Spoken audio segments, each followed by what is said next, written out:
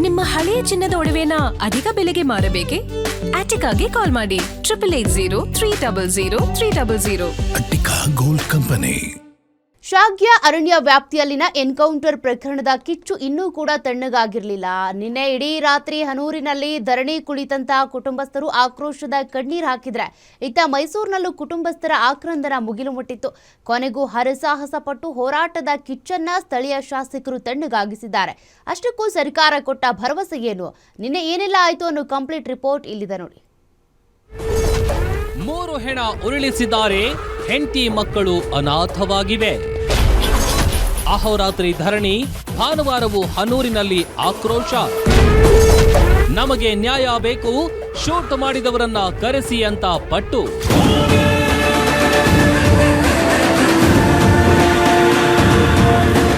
ಇಡೀ ದೇಶವೇ 80ನೇ ಸ್ವಾತಂತ್ರ್ಯ ದಿನದ ಸಂಭ್ರಮದಲ್ಲಿ ತೇಲ್ತಿದ್ದಾಗ ಕರ್ನಾಟಕದ ಗಡಿ ಜಿಲ್ಲೆ ಚಾಮರಾಜನಗರದಲ್ಲಿ ಅರಣ್ಯ ಸಿಬ್ಬಂದಿಯ ಗುಂಡೇಟಿಗೆ 3 ಬಲಿಯಾಗಿರೋದು ಇಡೀ ಮನುಕುಲವನ್ನೇ ಬೆಚ್ಚಿ ಬೀಳಿಸಿದೆ.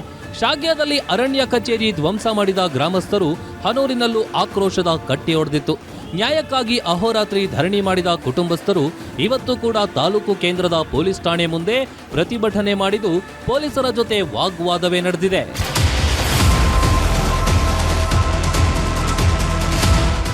ಕುಟುಂಬದ ಜೀವನಾಧಾರವಾಗಿದ್ದ 3ರನ್ನ ಕಳೆದುಕೊಂಡ ಸಂಬಂಧಿಕರ ಬೇಡಿಕೆ ಒಂದೇ ಆಗಿತ್ತು.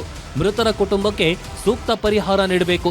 ಜೀವನಾಧಾರ ಕಳೆದುಕೊಂಡ ಕುಟುಂಬದ ಸದಸ್ಯರಿಗೆ ಸರ್ಕಾರಿ ಉದ್ಯೋಗ ಕೊಡಬೇಕು. ಜೊತೆಗೆ ಕಾವೇರಿ ವನ್ಯಜೀವಿ ಧಾಮದ ಹಿರಿಯ ಅಧಿಕಾರಿಗಳನ್ನ ಹಾಗೂ ಶೂಟೌಟ್ ನಡೆಸಿದ ಸಿಬ್ಬಂದಿಯನ್ನ ಕೂಡಲೇ ಅಮಾನತುಗೊಳಿಸಿ ಕಠಿಣ ಶಿಕ್ಷೆ ವಿಧಿಸಬೇಕು. ಈ ಬೇಡಿಕೆಗಳನ್ನ ಇಟ್ಕೊಂಡು ಜನ ರೊಚ್ಚಿಗೆದ್ದಿದ್ರು. ಉನ್ನತಾಧಿಕಾರಿಗಳು, ಜಿಲ್ಲಾಧಿಕಾರಿಗಳು ಹಾಗೂ ಮಂತ್ರಿಗಳು ಬಂದು ಮನವಿ ಮಾಡಿದ್ರು. ಪ್ರತಿಭಟನಾಕಾರರು ಜಗ್ಗಲಿಲ್ಲ. ಯಾವ ಅಧಿಕಾರಿಗಳ ಮಾತಿಗೂ ಬಗ್ಗದ ಪ್ರತಿಭಟನಾಕಾರರ ಬಳಿಗೆ ಹನೂರು ಶಾಸಕ ಮಂಜುನಾಥ್ ಆಗಮಿಸಿದ್ರು. ಸ್ಥಳದಲ್ಲೇ ನಿಂತು ಕುಟುಂಬಸ್ಥರ ನೋವು ಆಲಿಸಿದ ಶಾಸಕರು 15 ಲಕ್ಷ ರೂಪಾಯಿ ತಕ್ಷಣದ ಪರಿಹಾರ ಹಾಗೂ ಕುಟುಂಬದ ಸದಸ್ಯರಿಗೆ ಸರ್ಕಾರಿ ಉದ್ಯೋಗ ಕೊಡಿಸುವ ಭರವಸೆ ನೀಡಿದ್ರು. ಉನ್ನತ ಮಟ್ಟದ ತನಿಖೆಗೆ ಆಶ್ವಾಸನೆ ನೀಡಿದ ಬಳಿಕವಷ್ಟೇ ಹೋರಾಟಗಾರರು ಶಾಸಕರ ಮಾತಿಗೊಪ್ಪಿ ಧರಣಿ ಕೈಬಿಟ್ಟಿದ್ದಾರೆ. ಸರ್ಕಾರ ಈಗ 5 ಲಕ್ಷ ರೂಪಾಯಿ ಘೋಷಣೆ ಮಾಡಿದೆ. ಉಳಿದಂತೆ ಇನ್ನೂ 10 ಲಕ್ಷ ರೂಪಾಯಿ ನಾನು ನನ್ನ ವೈಯಕ್ತಿಕವಾಗಿ ಮತ್ತೆ ಉಳಿದಂಗೆ 10 ಲಕ್ಷ ರೂಪಾಯಿ ಒಂದು ಸಂಗ್ರಹ ಮಾಡ್ತಾ ಇದ್ದೀನಿ. ಒಂದು ಕುಟುಂಬಕ್ಕೆ 15 ಲಕ್ಷ ರೂಪಾಯಿ ತಾತ್ಕಾಲಿಕವಾಗಿ ಅವರಿಗೆ ಪರಿಹಾರನ ಕೊಡ್ತಕ್ಕಂಥ ಕೆಲಸ ಮಾಡ್ತಾ ಇದ್ದೀನಿ.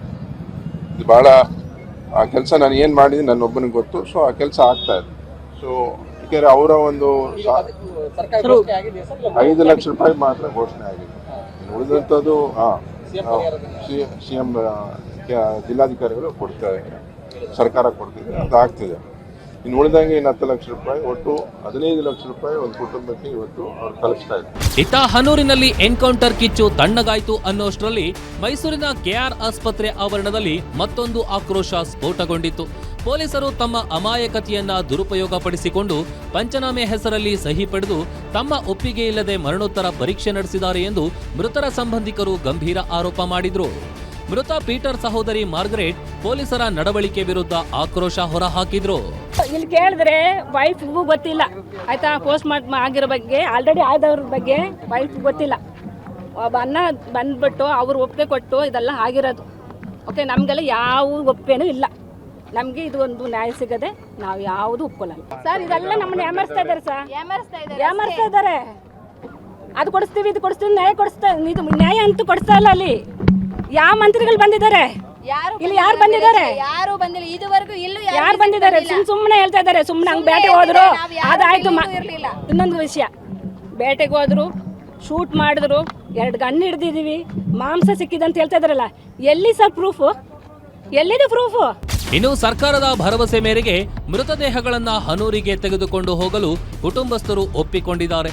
ಆದರೆ ಈ ಕಷ್ಟದ ಸಮಯದಲ್ಲಿ ಯಾವ ಸಚಿವರು ಬಂದು ನಮ್ಮ ನೋವು ಆಲಿಸಲು ಬರಲಿಲ್ಲ.